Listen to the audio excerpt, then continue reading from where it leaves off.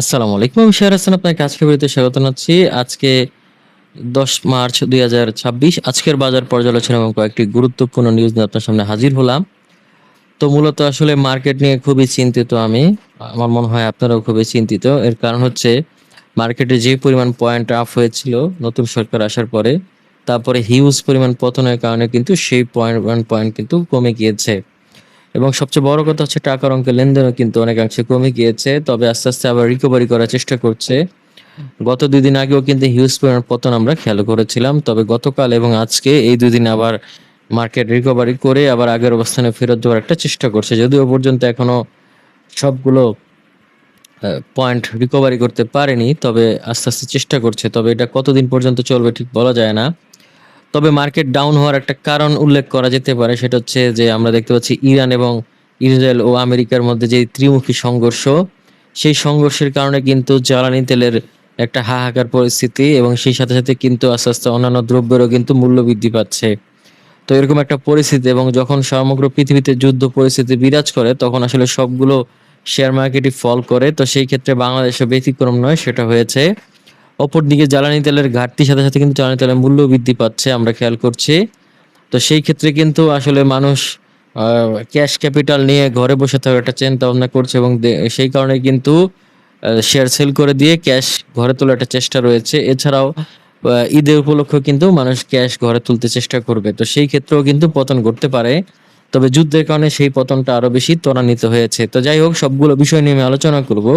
তো আলোচনায় যাওয়ার আগে একটা ছোট্ট অনুরোধ করি, আমার এই ভিডিওটি যদি আপনাদের কাছে ভালো লেগে থাকে বা সম্ভবত উপকার আসে, তাহলে আমি আশা করব আপনারা আমার চ্যানেলটিকে সাবস্ক্রাইব করবেন এবং ভিডিওতে লাইক এন্ড শেয়ার করবেন। তো যাই হোক, আর কথা না বলে সরাসরি ভিডিওর মূল অংশে চলে যাই। তো আমরা এখানে দেখতে পাচ্ছি আজকে ডিএসইর সাধারণ সূচকে ১৪.২৮ পয়েন্টের মতো আপ হয়েছে। এছাড়া ডিএসই 30 সূচকে আমরা দেখতে পাচ্ছি ৬২.৯৮ পয়েন্টের মতো আপ হয়েছে। এছাড়া আমরা যদি এখানে খেয়াল করি ডিএসই সূর্য সূচক, এখানে আমরা দেখতে পাচ্ছি ২৩.২৪ পয়েন্টের মতো আপ হয়েছে। এছাড়া আমরা যদি এখানে ইন্ডেক্স মুভটা যদি খেয়াল করি তাহলে হচ্ছে ব্র্যাক ব্যাংক আজকে তার ১৯ পয়েন্টের মতো আপ করেছে, ইসলামী ব্যাংক ১৪ পয়েন্টের মতো আপ করেছে, স্কয়ার ফার্মা ১১ পয়েন্টের মতো আপ করেছে, ব্যাট বিসি এখানে আমরা দেখতেছি ৬ পয়েন্টের মতো আপ করেছে, জিপি ৫ পয়েন্টের থেকে বেশি ৫.৫ পয়েন্টের মতো আপ করেছে। এছাড়াও Pubali bank, city bank, prime bank, ABL, তারপরে রবি, এটা কিন্তু আজকে হিউজ পরিমাণ পয়েন্ট কিন্তু আপ করেছে এবং এই কারণে কিন্তু আজকে মার্কেটের হিউজ একটা পরিমাণ বৃদ্ধি পেয়েছে। এরা মোটামুটি ৪.৫ থেকে ৩ পয়েন্টের মতো আপ করেছে। এছাড়া আমরা যেখানে দেখতেছি মার্কেট ড্রাইগারে তেমন কোনো পয়েন্ট কিন্তু মাইনাস করতে পারেনি আমরা খেয়াল করছি। এছাড়া আমরা যদি এখানে ট্রেড স্ট্র্যাটেজি খেয়াল করি তাহলে দেখতে পাচ্ছি আজকে ৩৪০টি শেয়ার আপ হয়েছিল, অপরিবর্তিত ছিল ৩৭টির এবং পতন ঘটেছে মাত্র ১৩টির। খুবই দুর্ভাগ্যের বিষয় এই ১৩টির জন্য। এছাড়া আমরা যদি টাকার অঙ্কের লেনদেনটা খেয়াল করি, আজকে টাকার অঙ্কের লেনদেন খুবই কম, গতদিন আরও কম ছিল। যদিও গতদিন মার্কেট আপ ছিল, তারপর আমরা দেখতে পাচ্ছি আজকে মোটামুটি ৬০০ কোটি টাকার কাছাকাছি কিন্তু লেনদেন হয়েছে। তো লেনদেন আস্তে, আস্তে আরও বৃদ্ধি পাওয়া উচিত বলে আমি মনে করি। যাই হোক, এরপর আমরা দেখছি টপ গেইনার এবং লুজারে। তো টপ গেইনার আমরা দেখতে পাচ্ছি মেঘনা মিল্ক আজকে হল্টেড হয়েছে। মূলত এখানে সবাই কম বেশি ভল্টের কাছাকাছি পরিমাণ বৃদ্ধি পেয়েছে। আমি শুধুমাত্র নামগুলো উল্লেখ করছি। এখানে প্রগতি লাইফ, তারপরে ফার্স্ট ফাইন্যান্স, তারপরে GSP finance, BIFC, Midas finance, নুরানি, তারপরে বে লিজিং, ওয়াই ম্যাক্স, তুংহাই। মোটামুটি আমরা বলতে পারি যে আর্থিক খাতে যে শেয়ারগুলো রয়েছে তারাই কিন্তু আজকে ভালো পরিমাণে বৃদ্ধি পেয়েছে বা হল্টেটের কাছাকাছি পরিমাণে বৃদ্ধি পেয়েছে। অপরদিকে লুজারের ক্ষেত্রে যদি দেখি তাহলে দেখছি লুজারের ক্ষেত্রে তেমন কোনো লুজিং হয়নি।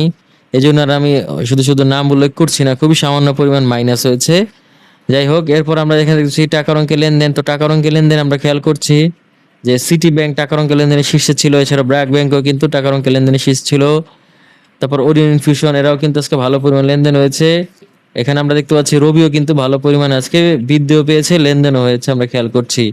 তো আপনি চাইলে রবির এই শেয়ারটির প্রতি নজর রাখতে পারেন, কারণ দেশে দুটি মোবাইল কোম্পানির শেয়ার বর্তমানে বিদ্যমান, একটি হচ্ছে রবি এবং আরেকটা হচ্ছে জিপি।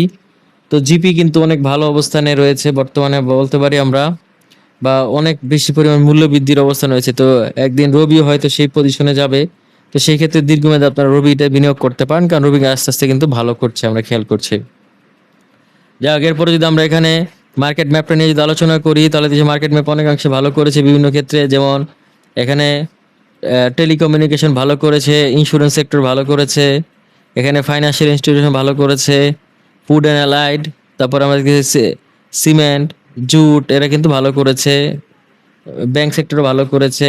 আসলে বলতে গেলে এখানে সবাই খুব ভালো পরিমাণে কিন্তু বৃদ্ধি পেয়েছে বা ভালো করেছে। তো সেই ক্ষেত্রে আলাদা করে তো কিছু বলার নেই। এরপর আমরা যদি এখানে ব্লক ট্রানজিশনটা যদি আলোচনা করি তাহলে দেখছি ব্লক মার্কেটে আজকে এখানে আমরা দেখছি ওরিয়েন্ট ইনফিউশন মোটামুটি ভালো লেনদেন করেছে। এখানে ফাইন ফুড ভালো লেনদেন করেছে মোটামুটি বলা যেতে পারে।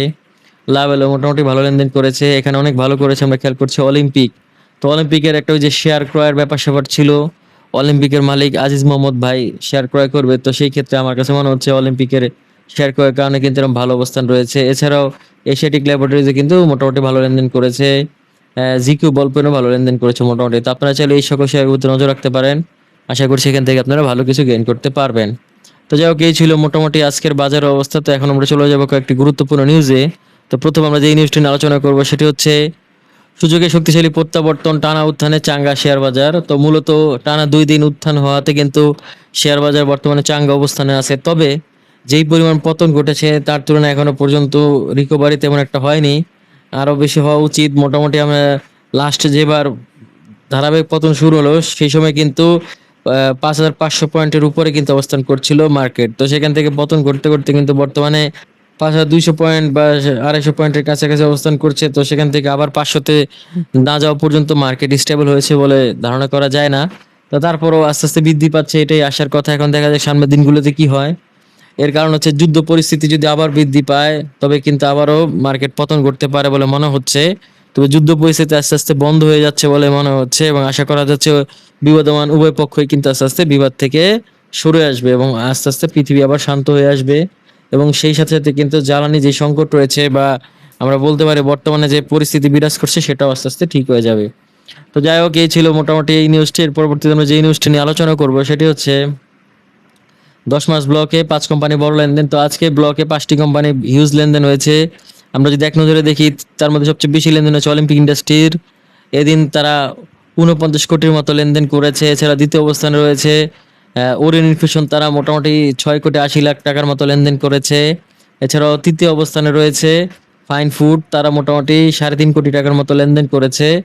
এছাড়া বাকি সবাই মোটামুটি লেনদেন করেছে। তো আপনারা চাইলে এই সকল শেয়ারগুলোর প্রতি নজর রাখতে পারেন। আশা করছি এখান থেকে আপনারা ভালো কিছু গেইন করতে পারবেন। যাই হোক এর পরবর্তীতে আমরা যেই নিউজটি নিয়ে আলোচনা করব সেটি হচ্ছে কাগজে সম্পদ বাস্তবে নেই, সোনালী আশে আর্থিক অনিয়মের চিত্র। তো আমরা দেখতে পাচ্ছি যে সোনালী আশ নামের একটি কোম্পানি রয়েছে যারা আসলে তাদের যে আর্থিক সম্পদ রয়েছে সেটা নিয়ে তারা অনেক রকম অনিয়ম করেছে। অর্থাৎ তাদের যে সকল সম্পদ তারা দেখিয়েছে ফুলিয়ে ফাঁপিয়ে সেই সম্পদগুলো প্রকৃতপক্ষে তাদের আসলে নেই বা কোনো কোনো ক্ষেত্রে অসঙ্গতি রয়েছে আমরা দেখতে পেয়েছি এই রিপোর্টটি পড়ার মাধ্যমে। তো আমরা দেখতে পাচ্ছি যে এখানে তারা বলছে যে কয়েক বছর ধরে বিদেশি গ্রাহকের কাছে 24 কোটি 48 লাখ টাকা পাওনা রয়েছে, কিন্তু এর সপক্ষে তেমন কোনো যে দাবি দেওয়ার প্রমাণ যে রয়েছে বা গ্রহণযোগ্য প্রমাণ তারা বা দলিল তারা দিতে পারেনি। এছাড়াও তারা তাদের দেখিয়েছে যে অন্য একটা প্রতিষ্ঠানের কাছ থেকে, অর্থাৎ এই গ্রুপের অন্য একটা প্রতিষ্ঠানের কাছ থেকে 2 কোটি 20 লাখ টাকার স্বল্পমেয়াদী ঋণ নিয়েছিল, সেই ঋণটা এখনো তারা পরিশোধ করেনি। অপরদিকে তাদের কাছ থেকে নিয়েছিল 4 কোটি 25 লাখ টাকা এই কোম্পানির এই অন্য একটা প্রতিষ্ঠান বা এই গ্রুপের অন্য একটা প্রতিষ্ঠান, তারাও সেই টাকাটা এখনো পর্যন্ত পরিশোধ করেনি। এছাড়া তাদের যে মজুদ পণ্য রয়েছে সেটা নিয়েও কিন্তু বিভিন্ন রকম অনিয়ম রয়েছে। তো এই এক অনিয়ম দিয়ে কিন্তু তারা তাদের যে আর্থিক বিবরণী সেটাকে সাজিয়েছে, অর্থাৎ ফুলিয়ে ফাঁপিয়ে দেখাইয়েছে। তবে প্রকৃতপক্ষে তাদের অবস্থা তেমন একটা ভালো নয়। তো আপনারা এই সকল শেয়ারগুলোতে বিনিয়োগ করার ক্ষেত্রে অবশ্যই সাবধানতা অবলম্বন করবেন। যাই হোক এর পরবর্তীতে সর্বশেষ যে নিউজটি নিয়ে আলোচনা করব সেটি হচ্ছে চাহিদা বাড়ায় সার্কিট ব্রেকারের সর্বোচ্চ সীমায় 2 ডজন শেয়ার। তো মূলত আজকে চাহিদা বৃদ্ধি পাওয়াতে আমরা দেখতে পেয়েছি মানুষের আগ্রহ বৃদ্ধি পাওয়াতে কিন্তু 2 ডজন শেয়ার আজকে হল্টেড পর্যায়ে রয়েছে। তো আমরা যদি একটু নামগুলো দেখি এক নজরে, তারা হচ্ছে মেঘনা condensed milk, Pragati life insurance, first finance, GSP finance, BIFC, Midas finance, বেলিজিং, Noorani dyeing, Tung Hai knitting, Phoenix finance, Apollo Ispat, prime finance, union capital, first Janata mutual fund, international leasing, first Bangladesh fixed income, far east finance, first finance, LR global, first mutual fund, peoples leasing, family tex এবং premier leasing. তো মূলত এখানে আমরা দেখতে পাচ্ছি বেশিরভাগই leasing বা আর্থিক প্রতিষ্ঠান রয়েছে এবং কিছু কিছু মিউচুয়াল ফান্ড রয়েছে। এগুলি কিন্তু বর্তমানে এখন ভালো পজিশনে রয়েছে। তো আপনারা চাইলে এই সকল খাতে বিনিয়োগ করে দেখতে পারেন। বিশেষ করে মিউচুয়াল ফান্ডে বিনিয়োগ করতে পারেন, এখান থেকে আপনারা ভালো কিছু গেইন করতে পারবেন, কারণ বেশিরভাগ মিউচুয়াল ফান্ডে কিন্তু এখন তলানিতে অবস্থান করছে। তো যাই হোক, এই ছিল মোটামুটি আজকের বাজার পর্যালোচনা কয়েকটি গুরুত্বপূর্ণ নিউজ। আশা করছি বাজার পর্যালোচনা গুরুত্বপূর্ণ নিউজ আপনার ভালো লেগেছে। যদি ভালো লেগে থাকে বা সামান্য উপকার আসে তাহলে আমি আশা করব আপনারা আমার চ্যানেলটিকে সাবস্ক্রাইব করবেন এবং আমার ভিডিওতে লাইক এন্ড শেয়ার করবেন। তো যাই হোক, আজকের বিষয়ে একটা কথা বাড়াবো না, আজকে এখানে বিদায় নিচ্ছি। আগামীতে দেখা হবে নতুন কোনো ভিডিও নিয়ে। সে পর্যন্ত আল্লাহ হাফেজ, আসসালামু আলাইকুম।